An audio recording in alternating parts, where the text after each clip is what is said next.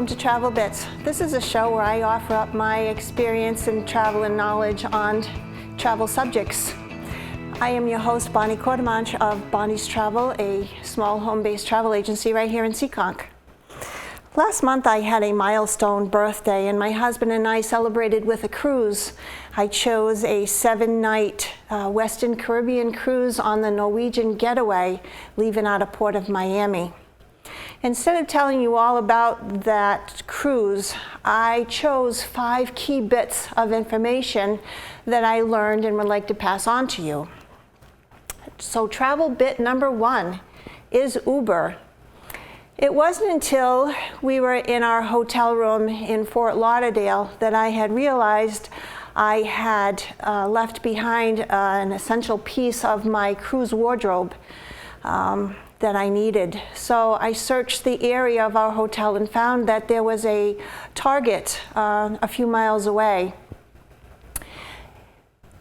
So I know Uber has been around for a while now, but I just never had the opportunity or the necessity to use it. So I downloaded the app on my phone and I set up my account, entered in my credit card information, and once that was all set up, which took a matter of minutes, I set up my first ride. I got the address to the Target that I needed to go to, plugged it into the app, and within minutes I had a driver on the way to come and get me. When a driver accepts the fare, you are notified on your phone his name, usually a picture, the make, model, color of his car, even the license plate number, how long it's going to take him to get to you, and how much the fare is going to cost. And so you know all this information before you accept it. So once it was accepted, I went downstairs, and within minutes, he was there to pick me up and took me to the Target. After I made my purchase in Target, I pulled up the app again and scheduled another driver to come pick me up to take me back to the hotel. Again, it was quick. It was just a matter of minutes before a driver accepted the fare and picked me up and brought me right back to the hotel. It was also easy and convenient that when I told my husband of my adventures, we decided that we would take the Uber back to the airport to pick up our scheduled shuttle to the cruise port. The night before, when we arrived at Fort Lauderdale Airport, we took a taxi to the hotel. That taxi cost us $21 for the one-way fare. The Uber car only cost us $9. Again, it's a case of if I only knew then what I knew now, I would highly recommend using the Uber. It was fast, it was easy, it was so convenient, and again, so much less expensive. So travel bit number 2 is dining. Normally when you board a cruise ship, the first thing you want to do is grab some lunch, because cruise ships are all about the food. And normally most people make a dash to the buffet. We decided to take a different route on this cruise. We headed to the Savor restaurant to have a more quiet and relaxing lunch. It was very nice. You sit down, you're waited on, you choose from a menu, you can have a nice cocktail. We were able to sit at a table by the window, and we just had a relaxing lunch and watched everything that was going on down by the pier. And it was a huge difference and much more enjoyable than going to the buffet. We find when we go to the buffets, as good as they are, we're never sitting together at the same time. Either he's up getting food or I'm up getting food, and so we like this option. So that was pretty much how we chose to dine throughout the cruise. Because we had booked a balcony cabin on this cruise, we were eligible for Norwegian's free at sea promotions. We were eligible for 2 of them.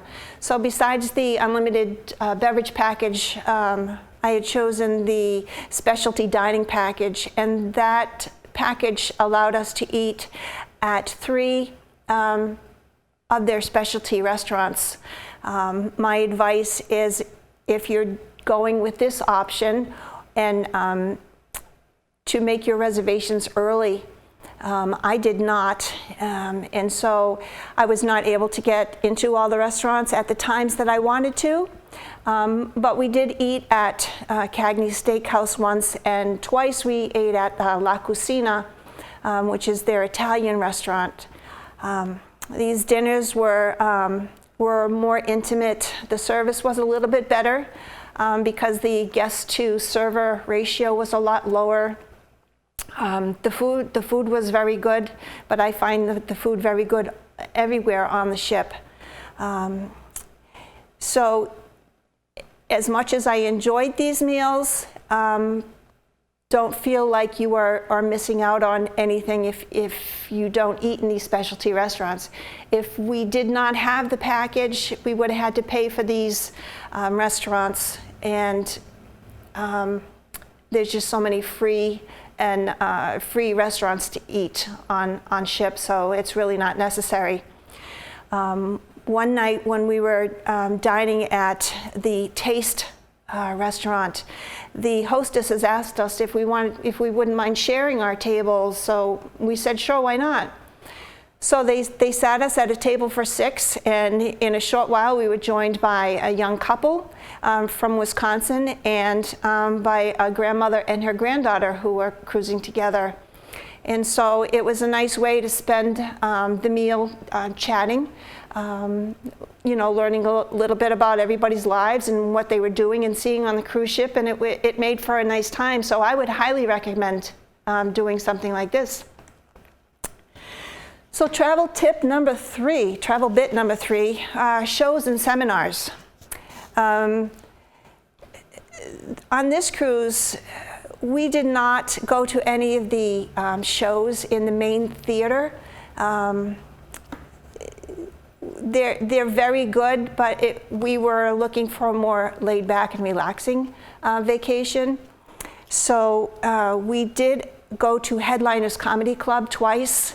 They had 2 different comedians. They had 2 shows a night, and I tell you, they were the best shows that we saw.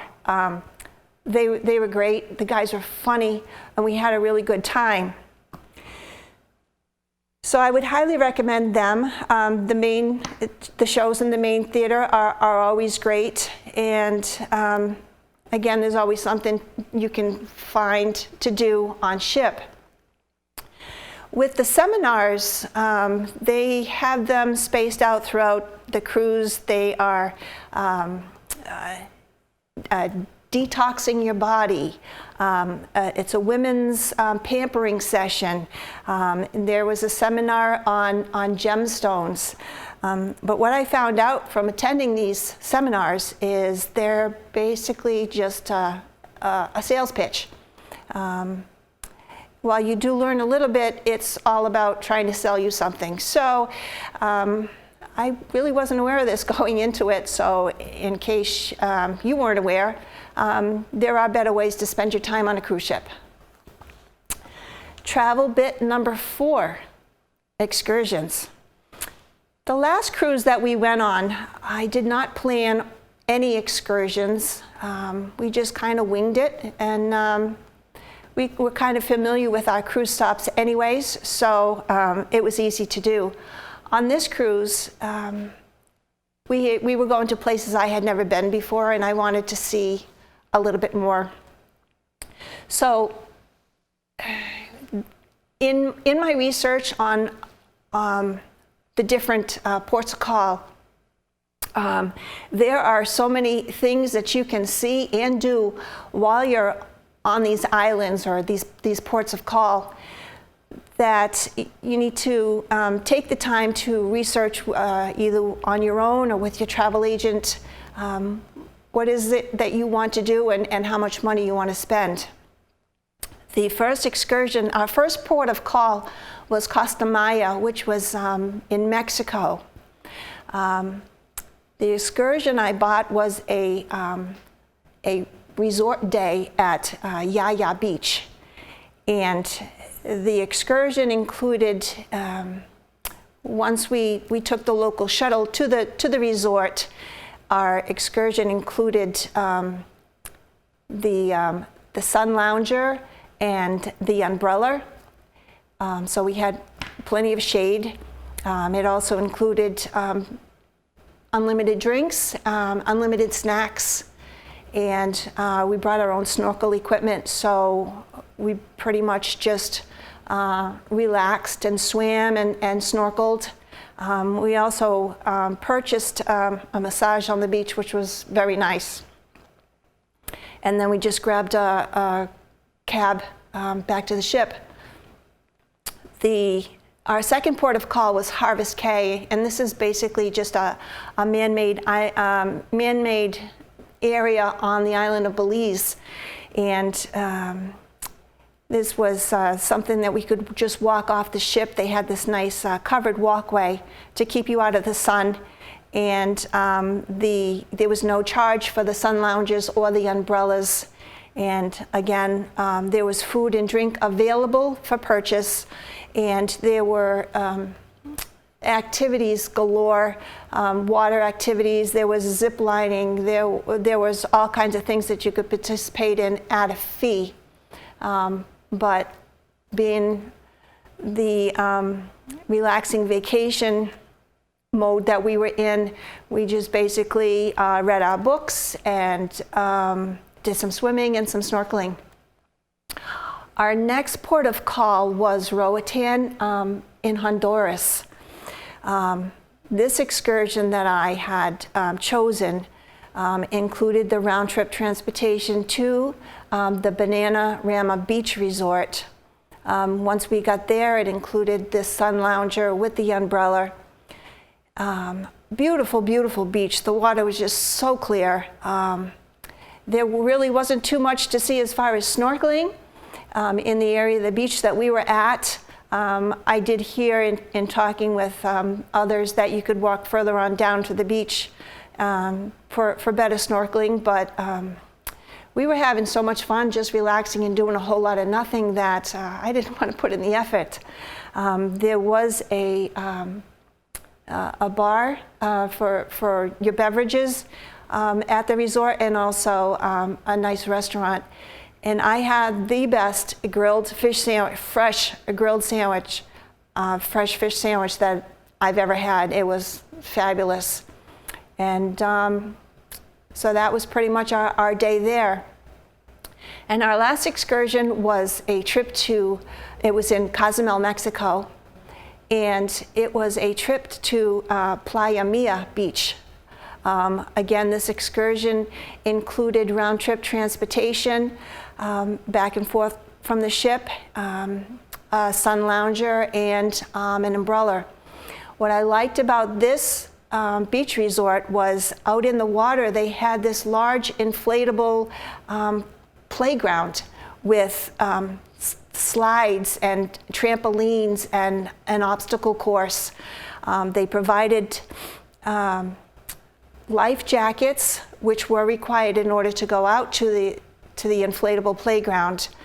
So it was just a short swim out there, and I thought it was going to be a lot more difficult. I am far from athletic, and being a little older and my weight, I worried that maybe this wasn't going to be an option for me. But I had a blast. It was something I was easily able to manage. I had so much fun going down the slides and just doing the obstacle course. It was a lot of fun. Also at this resort, at this beach, they had in the water miniature Mayan ruins. And they were great for snorkeling over because fish like to hang out by rock formations and such to kind of hide from their predators and stuff. So it gave me the opportunity to view a lot of fish and plants and coral while snorkeling right from the beach. So that was a plus too. The resort also had a restaurant, plenty of places to eat and to shop, and bars that offered your cocktails and your drinks. We did get chased off out of the water a little early due to thunderstorms and lightning, but overall we had a great time. I had a blast. This was one of my favorite excursions I have ever done, and I would definitely do it again. Travel bit number 5 is global entry. And global entry is, I gotta read it to you, is a program of the U.S. Customs and Border Protection Service that allows pre-approved low-risk travelers to receive expedited clearance upon arrival into the United States. In other words, first off, you have to apply for global entry. This is an application as lengthy as a passport application. Once your application is submitted, you have to make an appointment to meet with a customs officer. It's a face-to-face. You either meet at an airport or somewhere close to an airport. I went to, I believe it was Jefferson Boulevard, right in Warwick for my interview. You have your picture taken, and then once approved, you get a card in the mail. The fee is $85, and that's for 5 years. It's good for 5 years. On the card, you're assigned a KTN, a known traveler number. And so when you have this number, this is the number you want to add to your international flights and anytime you leave in the country. Because when you're coming back into the United States, there are separate lines that you can go through to get through customs, and also when we were getting off our cruise ship, they had the maze of lines to get through to the customs agents to get back into the country, where the line for global entry, there was only one other couple in line ahead of us. So it saved us easily an hour just coming back from this cruise. Another time we came back from a trip to, I believe it was the Dominican Republic, and when we landed in, I forget which airport, I want to say it was probably Baltimore, they had these kiosks where you take your passport and you scan your passport. After you scan your passport, the machine takes your picture, and then it spits out this receipt, and then you take the receipt and find the global entry line, customs line. You pretty much hand the receipt to the customs officer, and you're through the line. It's that quick and easy, and it does save a lot of time. It has saved us easily hours and hours of waiting in those lines for just the regular passengers. Having global entry also gives you TSA pre-approval to get through security at the airports. If with TSA pre-approved, you don't have to take off your shoes. Gentlemen, you don't have to take off your belts. You don't have to take things out of your luggage, whether it be the laptops or anything like that. You pretty much just need to take off your overcoat, put that up on the belt. It gets scanned with all your carry-on luggage and this and that. You walk through the scanner or the X-ray scanner there, and you're on your way. Again, that saves a lot of time and aggravation too of getting through security. So to me, the global entry is worth the money. If you break it up into 5 years, it's really not that much more expensive. And again, it's worth the time and the aggravation. So that is my 5 key travel bits from my last vacation. I hope you enjoyed it, maybe learned something. If you have comments or questions that you'd like to pass on, feel free to contact me here at the studio at contactus@tv9seekonk.com, or you can find me on Facebook at Bonnie's Travel.